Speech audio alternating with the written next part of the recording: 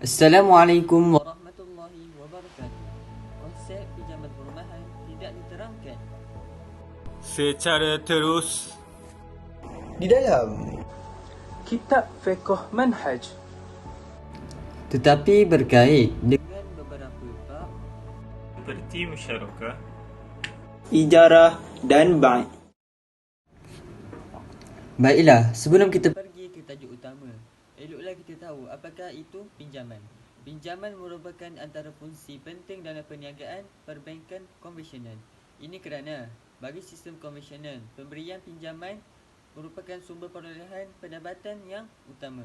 Pendapatan tersebut ialah diperolehi daripada faedah yang dikenakan bagi setiap pinjaman yang dikeluarkan. Contohnya, projek Mazihome. Okay, jadi tadi itu merupakan konsep perumahan, pinjaman perumahan berdasarkan perbankan konvensional. Jadi Bank Islam pula dia menggunakan konsep pinjaman perumahan apa ya?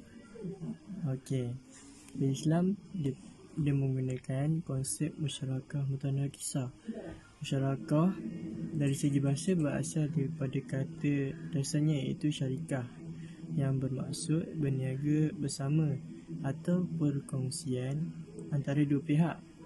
Manakala mutanakisah pula membawa maksud terus berkurangan secara timbal balik.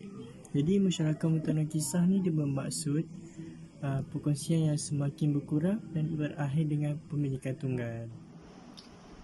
Musyarakah mutanakisah dari segi istilah pula bermaksud satu konsep akad pensyarikatan iaitu antara pihak pembiaya yang merupakan rakan kongsi memberi hak kepada rakan kongsinya yang lain memiliki aset dengan sekali atau beberapa kali bayaran iaitu secara beransur-ansur berdasarkan syarat-syarat yang dipersetujui oleh kedua-dua belah pihak. Musyarakah mutanakisah juga adalah suatu kontrak musyarakah yang dibentuk dan ditentukan perpindahan hak milik dari suatu pihak kepada pihak yang lain hingga berakhir dengan pemilikan sepenuhnya pihak yang menerima pindahan hak milik.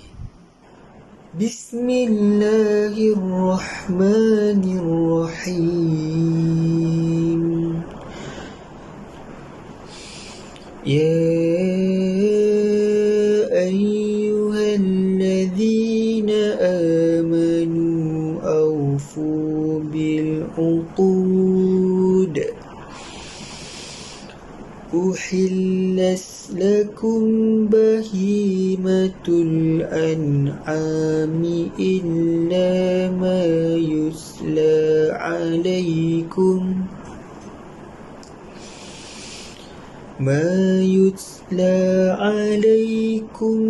غير محل الصيد وأنتم حرم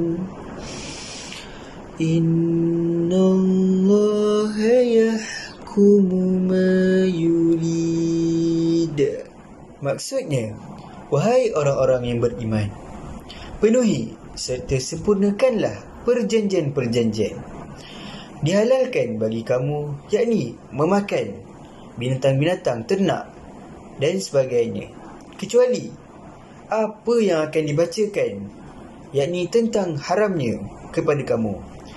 Halalnya binatang-binatang ternak dan sebagainya itu tidak pula bererti kamu boleh menghalalkan perburuan ketika kamu dalam keadaan berihram.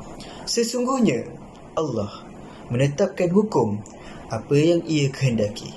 Surah Al-Maidah ayat 1 tadi telah jelas menerangkan kepada kita bahawa Allah Subhanahu Wa Taala menyuruh kita untuk menyempurnakan sesuatu perjanjian, yakni kontrak yang kita buat.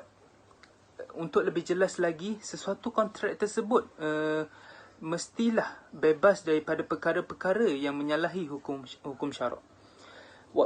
Walaupun ayat ini merujuk kepada hukum menunaikan janji secara umum, namun secara tidak langsung ia menjadi dalil keharusan kontrak musyarakah mutanakisah itu sendiri. ini kerana kontrak musyarakah mutanakisah itu sendiri mempunyai cukup unsur kontrak sahih di sisi syarak. Kontrak yang sahih ialah kontrak yang sempurna, iaitu ada sirah, tawaran dan penerimaan. Dua orang yang berakad, barang yang diakad, subjek akad dan sempurna syarat-syaratnya.